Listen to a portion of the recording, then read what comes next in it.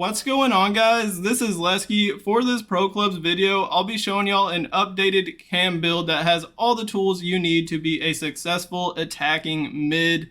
Looking at the position, height, and weight, you're going to be listed as a winger, either right wing or left wing, doesn't matter which side. The height is 5'11". You also can go 6 foot. The reason I am 5'11" is this is the tallest you can be in order to have the explosive accelerate run style if you're playing on the new gen version of the game. Once you go over 5'11" to 6 foot, you'll have the controlled accelerate run style. So if you prefer that, make this build 6 foot. The attributes are the exact same. Nothing will change on the skill tree. 5'11" if you prefer explosive as a cam. The weight is 119 pounds. The lowest weight section, you'll have a lean body type. Anywhere in between 119 and 99 pounds, you'll be good to go for this build. And this actually reminded me a lot of Angel Di Maria, with the body type being very similar, but also just how it feels and plays in game. So now let's take a look at some of the best highlights me and my teammate got while using this build. Way to move my players away. I'll be able to curl it back post. I keep moving that back in the way.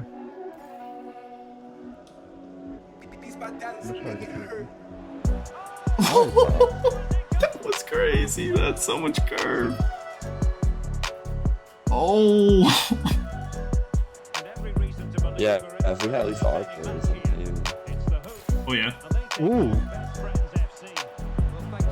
Oh. Ooh. Yeah. Like that. Ooh.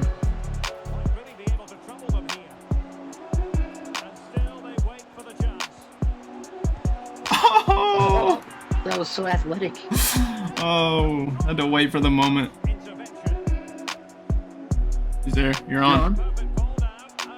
Chipski? What the? Oh my.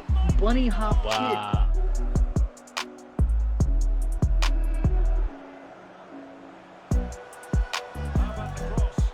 Ooh.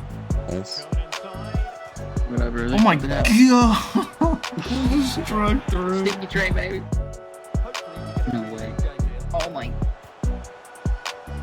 See it. Brilliant. Let's go. I would say this is my current favorite cam build in FIFA 23 Pro Clubs. The only main downside I can think of is the physicals, and that's mostly the strength being low. So you can be bodied and tossed around at times, which can get annoying, I guess.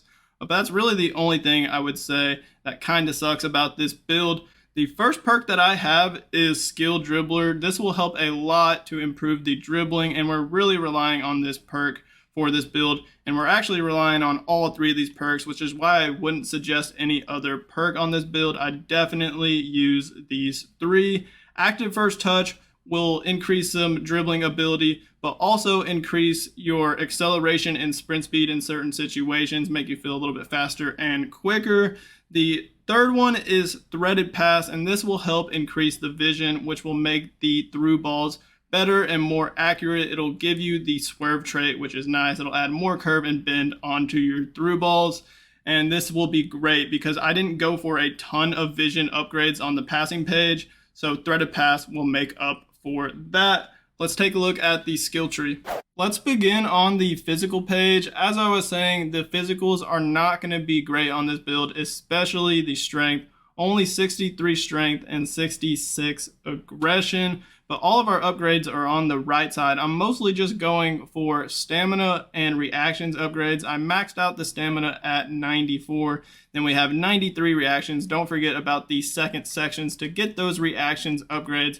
And then I did get some jumping upgrades to get it to 80. So you actually can win some 50-50 aerial battles with this build being 5'11". You're not like a crazy short cam build, and the jumping at 80 I guess is pretty decent. If you have seen some of my other recent build videos on the channel, you might notice a pattern when it's coming to the dribbling page. Lately I've been looking at the Google Doc spreadsheet that's going around telling you the exact upgrades that each perk gives you, and I've been using that to make my builds. So when it comes to the dribbling page, you don't need to go for a ton of upgrades because skill dribbler will upgrade each of these dribbling attributes plus 15. And then I believe active first touch also upgrades the agility and ball control plus 15. So all these dribbling stats are going to be maxed or in the high 90s. So these stats right here on the skill tree are actually going to be way better once you get in game because of skill dribbler and active first touch. So you can see that I just went down to the skill moves and didn't get the Lynx or Maestro archetype.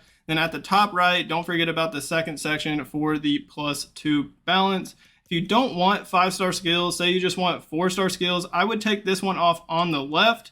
And then you can also take off this attack position and agility. It'll only give you +2 agility for 4 skill points, while this one is 3 skill points and will give you +2 agility, the same thing. So you'll have the same stats and you'll save a skill point. So then you can use the rest of those skill points, I would say either on the shooting or pace page would be the best bet. But I'm going to put it back to what I had with the 5-star skills. The great thing about not having to add a lot of skill points to the dribbling page is that it allows us to use a good amount of skill points on passing. I went for both archetypes, the artist archetype and the architect archetype. On the left, we're mostly just going for curve, maxing out the curve, and then we're getting a good amount of crossing. So we have 89 crossing and 97 curve. And on the right, we're getting a lot of long pass and short pass upgrades. And I only went for 1 vision upgrade, this +3 vision, and that's pretty much just because we had to in order to get the architect archetype. But we have the threaded through ball perk on this build, which will increase the vision a lot more than what you see here. So once you get in game, the vision will actually be a lot better, and that's why I didn't go for a ton of upgrades on vision. The shooting on this build needed a lot of upgrades because the base stats are just not great. On the left side, I'm getting the weak foot upgrade going all the way down to the sniper archetype. It'll give us some free kick accuracy upgrades, shot power, and penalties. So this is the highest shot power we can get at 86. Not great, but it's not bad either. It's just a solid shot power to have, I guess. On the right side, I went for these 3 long shot upgrades just to get the long shots over 80 at least. So we get it to 81 because without it, it's only at 76. And then further to the right, I'm getting these 3 heading icons, and then the third heading icon, I'm getting the +4 heading accuracy and +4 volleys. So we'll have 81 heading and 86 volleys. Got the 5-star weak foot, went down to the finisher archetype to get some finishing, long shots, and volley upgrades. And then lastly, we're getting more finishing upgrades. This +3 right here. And then I think this was just 1 extra skill point I decided to put on finishing. You also could put it on like penalties or free kick accuracy if you like. For pace, I was mostly focusing on the acceleration. I wanted to max it out, so I got it to 95. And then on the top right, I got this +1 sprint speed to get it to 90. But I wasn't worrying too much about the sprint speed. I think acceleration is much more important for a cam. So that's going to wrap it up for this updated cam build in FIFA 23 Pro Clubs. Let me know in the comments if you give this build a try. I'd love to hear your opinions on it. Hit that like button on this video for me, and then don't forget to hit that subscribe button on my channel if you haven't already. As always, y'all have a great rest of y'all's day, and peace out.